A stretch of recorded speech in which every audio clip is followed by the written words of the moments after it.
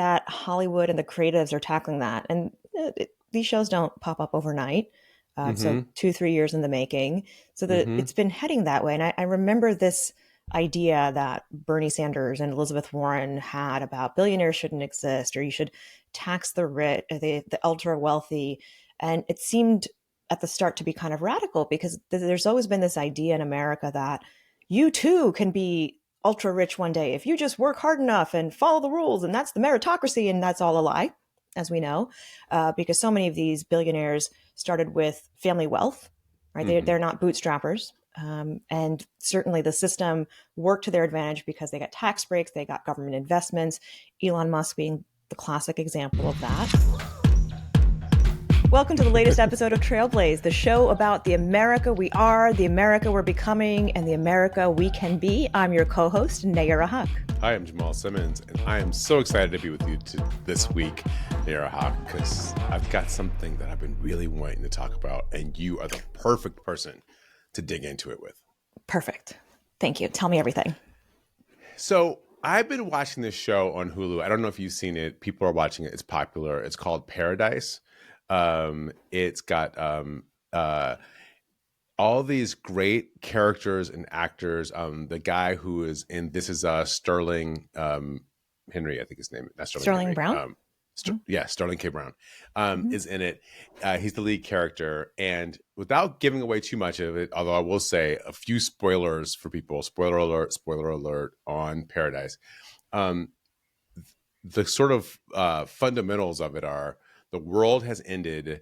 People end up inside of a mountain city, looks like an entirely beautiful, great, wonderful city, a paradise to live in. And it is kind of controlled by some billionaires who have created this city. So, and then, hijinks ensue, right? Things happen and people get mad. So, but the thing that occurred to me as I was watching this is I remember when, the Russians were the bad guys in movies. And then I remember when the Chinese were the bad guys in movies. And it just seems like now more and more, there are these bad boy billionaires that are showing up in TV shows. Now, there have always been sort of these rich villains, like the Penguin was kind of a villain in Batman, right? He was a rich guy. Yeah, but nobody There wanted have to always been be the these, Penguin. but Let's now be it clear. seems like, yeah, but it seems like these are like real people, right? Who are villains and they're being There's a mocked. cultural shift happening against billionaires. And it's It interesting to see absolutely feels that way. that Hollywood and the creatives are tackling that. And these shows don't pop up overnight. So Mm-hmm. 2, 3 years in the making. So that Mm-hmm. it's been heading that way. And I remember this idea that Bernie Sanders and Elizabeth Warren had about billionaires shouldn't exist, or you should tax the rich, the ultra wealthy.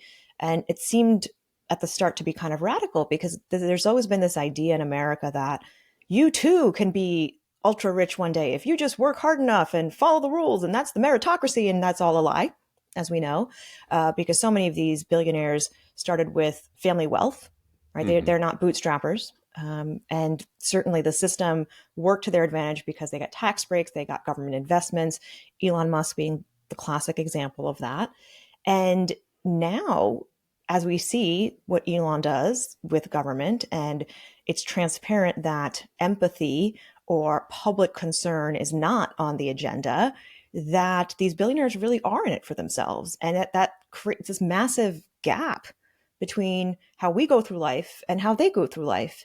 And somehow we're starting to feel culturally, as you said, in the movies or in TV shows, that we're not allying ourselves. We don't want to be those people anymore. And that gives me a little bit of hope. I think part of it is them being exposed and the conversations, but also them having left their playgrounds, right? Play with tech, go play with oil and gas. But when you start playing with public services and you start insulting the people who rely on Social Security, who rely on school nutrition programs, you're really showing not only your lack of empathy, but your lack of understanding of who really makes up the country. Yeah, so it's funny that you say it gives you hope to kind of have them be villainous. What I was thinking, I think that for me, part of the problem is that The ladder, I do think that there was a ladder for people to come from nothing or relative nothing and make their way up. Now, maybe they wouldn't be billionaires, but they could certainly be millionaires. And that would happen a lot, right? I mean, this happens still to a lot of people. There's all these cases of people, you buy a house for, $50,000 in 1965. And then by the time you sell it in 2010 in your retirement, it's worth 2 million, right? Because that happens because the housing prices have inflated. Now people are these paper millionaires. That happens. Or you have a job and you put money in your 401k over the course of 20 or 30 years, and you look up and you've got $1 million in there, so you're on paper, you're a millionaire. To me, that is supposed to be what the story is, right? The story is supposed to be you work hard, you save money, you play by the rules, you invest your money, you do the right thing, and over time you can build up enough wealth to have a decent See that, retirement, but have that was the something to leave promise. behind to your family. So Jamal, here's the thing. You talked about how buying a house in the 1960s, 1970s, right? The problem is in that Reagan era that came right after, they pulled up the ladder behind them. Here's what I Yeah, mean. exactly. You could buy a house with 25% of your income and pay it because you didn't have student loans. You were able to go to college for free. Add on student loans to become a professional. We're now told that you have to have minimum a college degree to make it in life, let alone a professional degree. So massive student loans. House prices are insane. You have an entire generation now, millennials and younger. And let's be clear, millennials are 45 and younger. So Mm-hmm. that's people who have real lives, real relationships, who can't afford to buy a house. And they did all the things that they were told that they were supposed to do. We're also looking at that same generation paying into Social Security and not being able to pull out from it because the program might not be there anymore. That is not something that we can dismiss, that an entire generation or two are growing up without the ability to economically advance beyond their parents. And also, let's be clear, we are working longer hours for less pay than our parents were. So we're doing all the things we were supposed to do. The system got tweaked and then changed and now is being corrupted, not to advantage working families, right? And it's not, this is that dream is still being sold, except I think now we are more clear eyed about who that dream benefits and who it doesn't. So, right. So the question for me is, how do we make the dream real again? Right. I, I'm not interested really in punishing people who are rich. Like, it's fine. You made a lot of money. You did something But great. why is Be taxation rich. a punishment? Why is I'm taxing, not saying right? Like, taxation really is a punishment. You should pay what you owe. You should pay into the mhm. system. But I'm not interested in necessarily saying we shouldn't have people who are really rich if they built something that was great. Bill Gates should be rich. He built the operating system for every computer. I believe he should be worth a lot of money. And Um, one of the first people to tell you, oh my gosh, we should be paying a wealth tax. Oh my gosh, we should be paying for the yes, fact they that we use should. public services, right? They So, should. But the question for me is, how do we generate the next generation of Bill Gateses, right? Like, how do we generate the next generation of people who are going to create the next magnificent thing? And then how do we make sure that people who are in working class make it into the middle class? And how do we make sure people in the middle class are going to be in the upper middle class?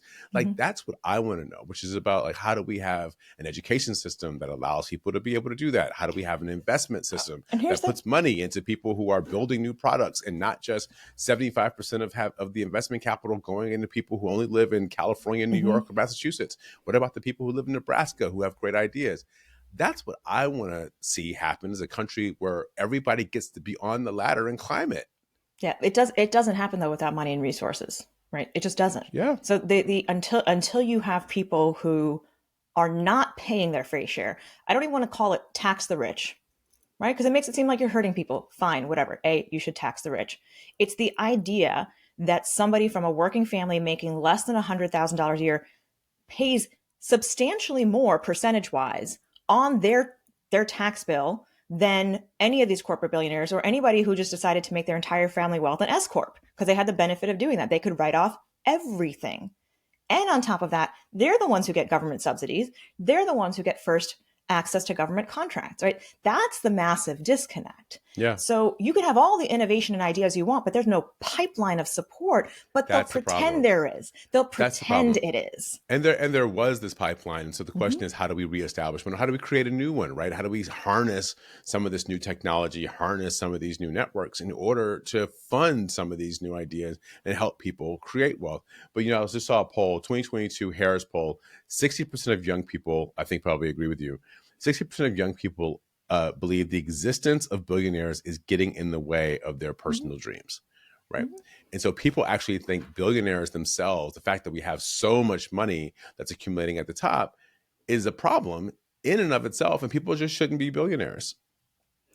It's an absurd amount of money when you think about it, right? You're talking about $999 million plus one, right? Like Right. it's millions upon millions upon millions. Like we diminish it when we call it 1B. It's like, oh, it's Hmm. one, right? Hmm. How much, how many exponential times our income goes into just what they're hanging out and sitting with, right? So the idea that you were able to be wealthy because of all this public support, whether it be the roads that you're using, the infrastructure that you're using, any of that, and you're giving nothing back, right? We are a country that has also told people that you need to give back. Yeah. Yet somehow the giving back in taxes part never translated for the billionaires, right? They got the good part of the story, and that story still gets told about them, but the part about sacrifice and giving back to communities, right? That's not the Elon Musk or the Jeff Bezos narrative. Right. So It's not speaking of, helping though that they're doing it in public now. I think they could have yeah. gotten away with what they were doing if they were just happy with the power they had. If they So were happy speaking with the of, empires they had and didn't feel the need to start messing with public services. yeah, speaking of public support, we saw quite a spectacle of public support happen this week when the president of the United States basically did a car commercial on the Yeah. South Lawn of the White House with his Mm-hmm. favorite billionaire bad boy, Elon Musk, and they drove those Teslas up, and the president basically talked him up for a while. That was, I got to say, Something. one of the most amazing things, amazing in a bad way, not Mm-hmm. amazing like, oh, wonderful.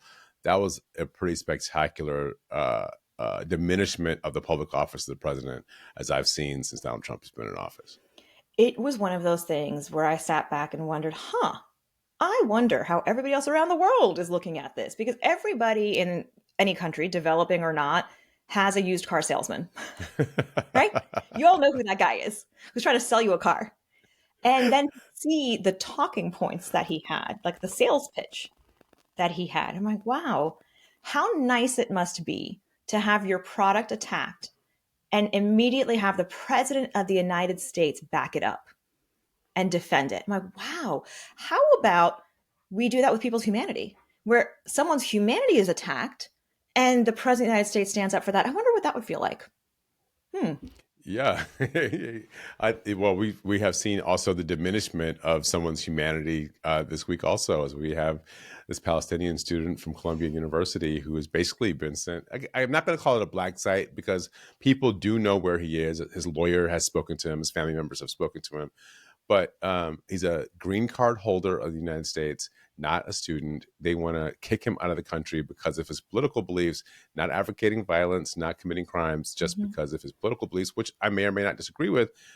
But that's not the country that we're supposed to be in. And the First Amendment does not say it only applies to citizens, it applies to everybody in the country.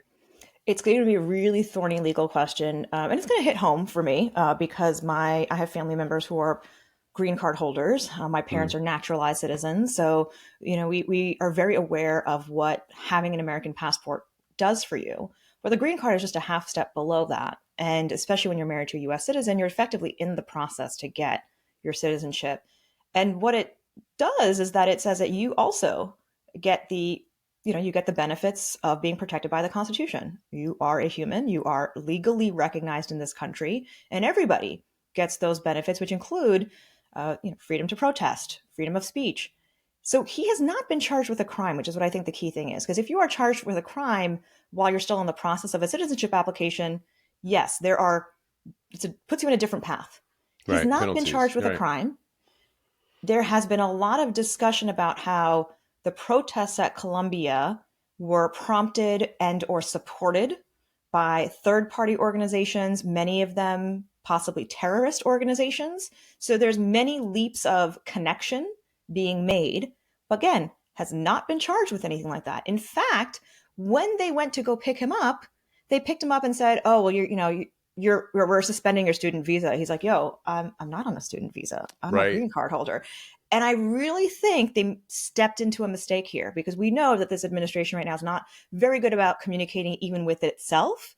And they had not realized that what they were doing was picking up somebody who had far more rights than a student visa holder would.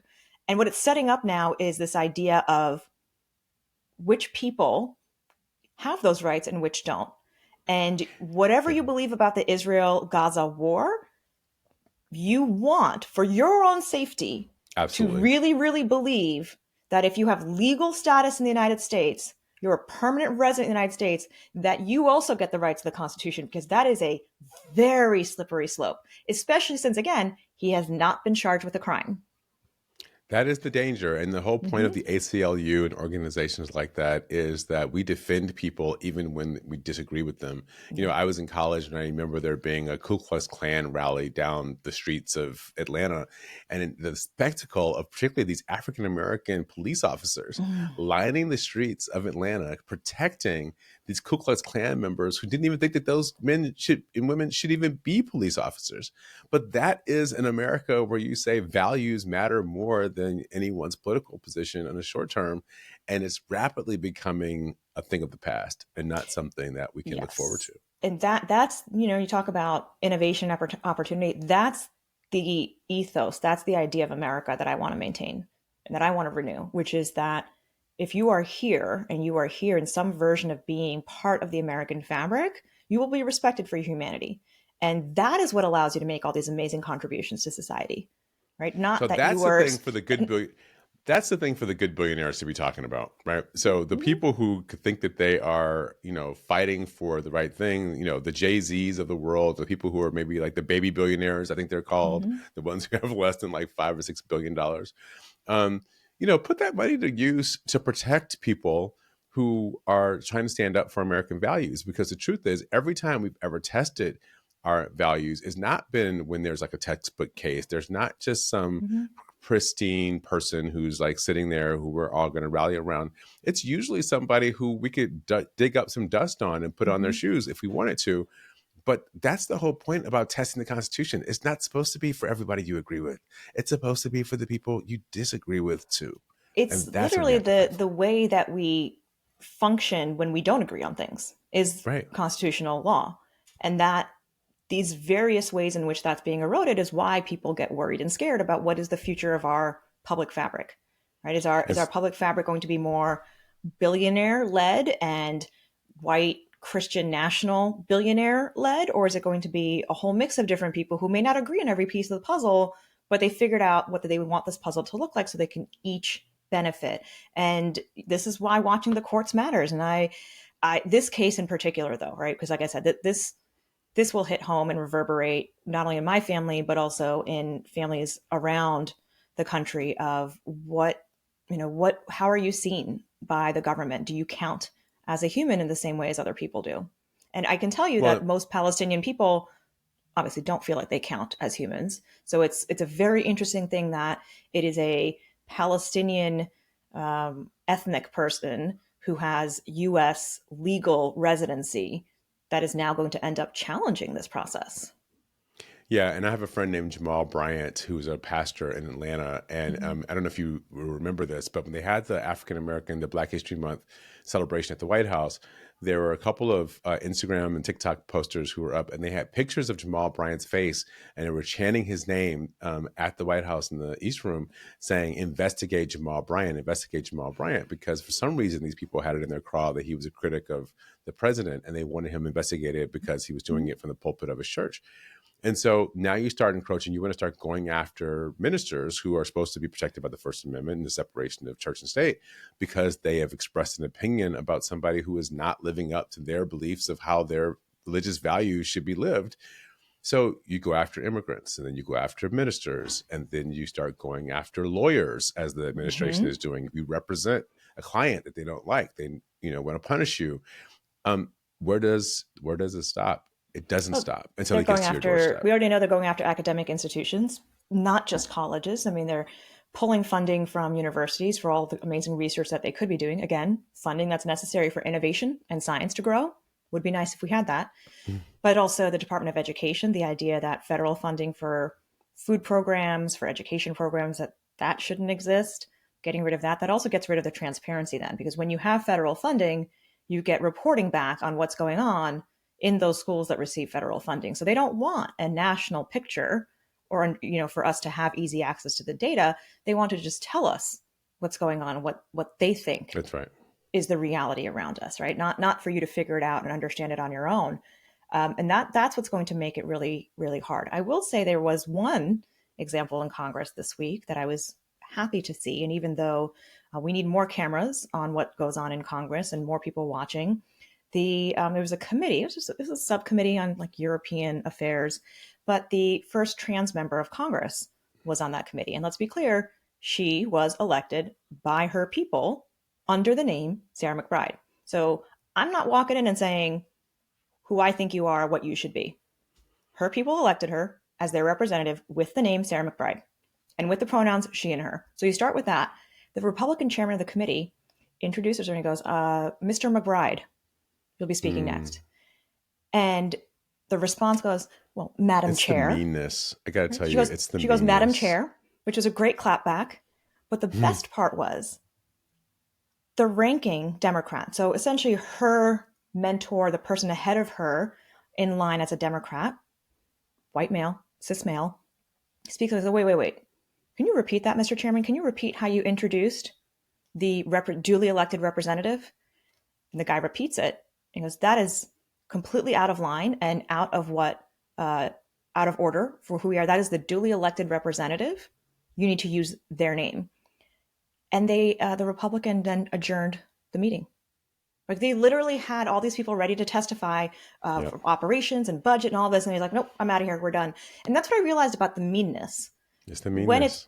When they are called on it, they have a hard time backing it up, right? Like any bully, they're called on it. But I loved that representative was not left to take care of the attack herself. The person with power on her team was like, no, wait a minute. I'm going to back this up for a second. And that, again, moments like that give me hope that people are starting to understand how to confront this challenge. There is hope out there, and we want to keep focusing on it. Nayyera, it was good to talk to you. I know we're going to short episode this week, but I just wanted to get in and talk about this because this billionaire thing is really, I think it's growing. It's not going to stop. And if they don't figure out how they share some of the wealth, billionaires themselves, so they are growing. The billionaires are growing. The anti-billionaire thing. The anti-billionaire kind of anxiety and anger is growing, and we're setting ourselves up. This collision course that we're on feels like it's just accelerating. We'll see what happens. Thank you, folks.